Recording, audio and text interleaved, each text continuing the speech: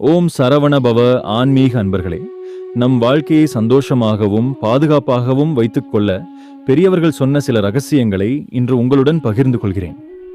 இது சாதாரண அறிவுரை அல்ல, இதுதான் முன்னோர்கள் கடைபிடித்த வாழ்க்கை முறை. நம்ம வீட்டு உள்ள விஷயங்களை அந்நியர்களிடமோ சில நண்பர்களிடமோ பழகியவர்களிடமோ எல்லாம் சொல்லிவிடக்கூடாது. ஏனென்றால் எல்லாருடைய மனமும் ஒரே மாதிரி இருக்காது. இன்று நம்மை நம்புகிறவர்களாக இருந்தாலும் நாளை சூழ்நிலையால் மாறிவிடக்கூடும். அன்பர்களே, எதை யாரிடம் சொல்ல வேண்டும், எதை சொல்லக்கூடாது, இந்த பக்குவம் இல்லாதவர்கள் பலர். அவர்களை குறை சொல்ல முடியாது, அது அவர்களுடைய இயல்பு. ஆனால் நமக்கு தெரியாமல் இப்படி சொல்லப்பட்ட விஷயங்களில்தான் தீய கண் மற்றும் எதிர்மறை ஆற்றல் புகுந்து விடுகிறது. நண்பர்களை வீட்டுக்கு அழைத்தால் ஹாலிலேயே உட்கார வைத்து பேசுங்கள். சமையலறையோ படுக்கை அறையோ காட்ட வேண்டாம். இது பழைய காலத்தில் பெரியவர்கள் சொன்ன அடிப்படை பாதுகாப்பு விதி. இன்றைய இளைஞர்கள் இதை கேட்டால் இது என்ன பழைய சிந்தனை என்று நினைக்கலாம். ஆனால் வாழ்க்கையில் அனுபவம் வந்த பிறகுதான் இந்த வார்த்தைகளின் உண்மையை புரிந்து கொள்வார்கள். அடுத்தவர்களின் மனதை நம்மால் படிக்க முடியாது. அதை படிப்பது இறைவனுக்கு மட்டுமே சாத்தியம். அதனால் பாசமும் அன்பும் அளவோடு இருக்க வேண்டும். அளவுக்கு மீறினால் அது நமக்கு துன்பத்தை தரும். சரி, வாங்க வீட்டில் காட்டக்கூடாத சில விஷயங்களை பட்டியலாக பார்ப்போம். இதில் சில உங்களுக்கு ஆச்சரியமாக இருக்கும். ஆனால் நம்புங்கள், இது முருகனின் அருளால் வந்த முன்னோர் அறிவு. 1.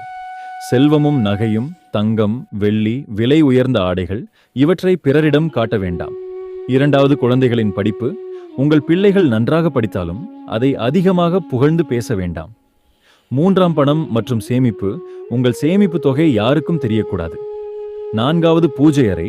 சுவாமி அறை அலங்காரத்தை பிறர் பார்ப்பதற்கு அழைத்து செல்ல வேண்டாம். 5. படுக்கை அறை.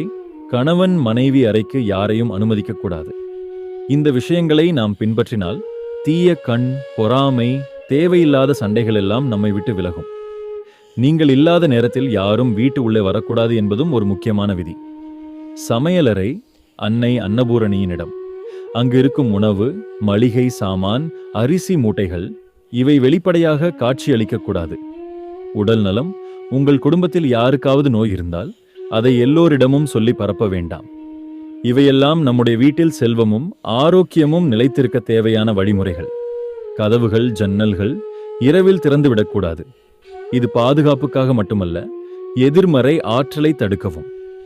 அன்பர்களே, இந்த விதிகளை பின்பற்றாமல் இருப்பதால் தான் பல குடும்பங்களில் தேவையில்லாத பிரச்சனைகள் உருவாகின்றன. முன்னோர்களின் அறிவை நம்பி வாழ்ந்தால் நம் வீட்டு வளமும் மன அமைதியும் காக்கப்படும். எப்போதும் அளவோடு பகிருங்கள், அளவோடு பழகுங்கள். எல்லோரும் அன்பாக இருப்பார்கள் என்று நம்பலாம், ஆனால் வாழ்க்கையில் நம்மை நாமே காப்பது முக்கியம். முருகன் அருளால் உங்கள் வீடு எப்போதும் வளமும் சந்தோஷமும் நிறைந்ததாக இருக்கட்டும். ஓம் முருகா.